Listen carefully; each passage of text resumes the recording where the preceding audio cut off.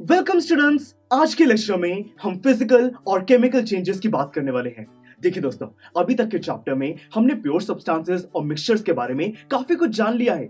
अब हमें समझना है कि ये जितने भी चीजें हैं, इनके साथ जो भी चेंजेस होते हैं, वो चेंजेस किस टाइप के हो सकते हैं, कौन से चेंज में क्या बदलाव आता है। हम इस चीज को स्टडी करने वाले हैं। दोस्तों, बहुत ही इंटरेस्टिंग टॉपिक है, इसको मिलके शुरू करते हैं।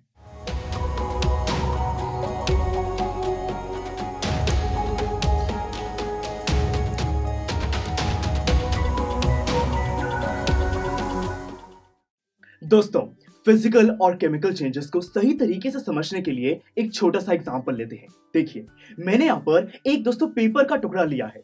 अगर मैं सिजर से इसको दो पार्ट्स में डिवाइड कर दूं, तो दोस्तों क्या ये जो हमारे पास मैटर था, जो भी हमारे पास चीज थी, क्या ये चेंज हो गई?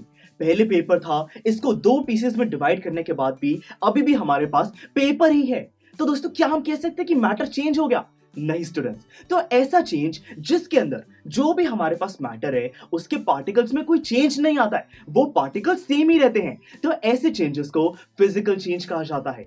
अब दोस्तों, अगर एक और एग्जांपल लिया जाए कि मेरे पास पेपर ही है, पर इस बारी मैंने सिजर को यूज नहीं किया, बल्कि मैंने दोस्तों कैंडल से इस पेपर को जला दिया।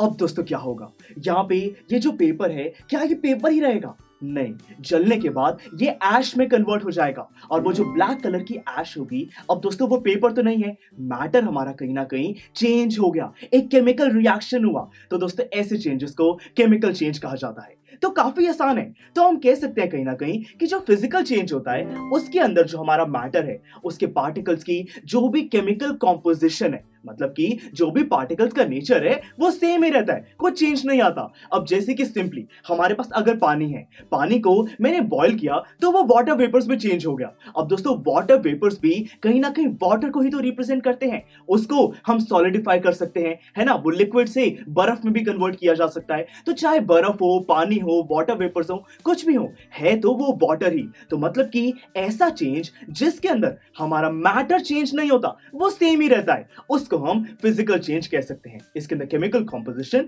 चेंज नहीं होती है। पर दोस्तों, जो केमिकल चेंजेस होते हैं, उसके अंदर सब कुछ बदल जाता है। उसके अंदर एक केमिकल रिएक्शन होता है, जिसकी वजह से एक नया प्रोडक्ट हमें मिल जाता है।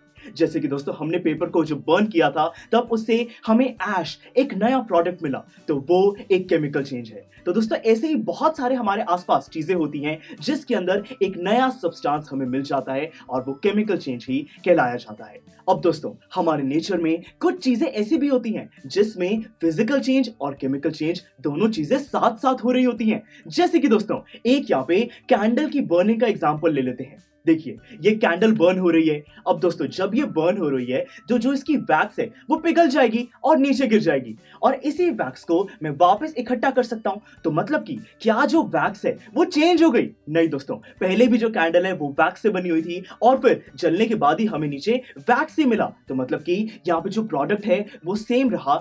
ये एक फिजिकल चेंज है।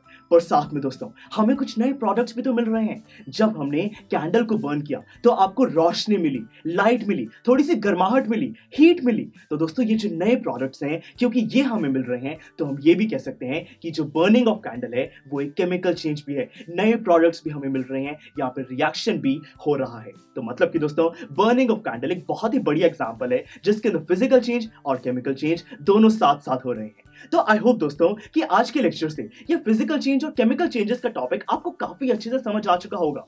अब आप सोच रहे होंगे कि हमने ये चीज क्यों पढ़ी है। दोस्तों मैं आपको बताता हूं। देखिए, हमने जो केमिकल चेंजेस को स्टडी किया, उसके अंदर मैंने आपको बताया कि एक नया प्रोडक्ट फॉर्म होता है, एक नया सब्सटेंस मिलता है, जिसकी जो प्रॉपर्टीज हैं, केमिकल कॉम्पोजिशन है, नेचर है, वो सब कुछ अलग होता है। तो दोस्तों यही चीज कुछ प्योर सब्सटेंसेस के साथ की जा सकती है। जो हमारे पास प्योर सब्सटेंसेस होते हैं, अगर उनके साथ कुछ केमिकल चेंज किया जाए, तो दोस्तों हमें कुछ नए प्रोडक्ट्स मिल सकते हैं।